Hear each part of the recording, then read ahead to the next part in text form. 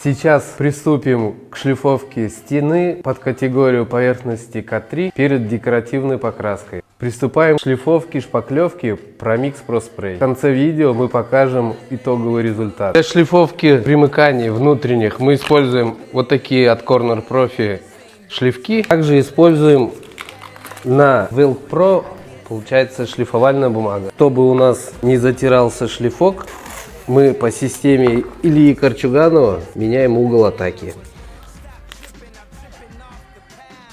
Обратите внимание, на итоговом результате нет кипения, перетиров и уплотнений. Достижение желаемого результата происходит быстрее, благодаря качественной шпаклевке Promix Pro Spray.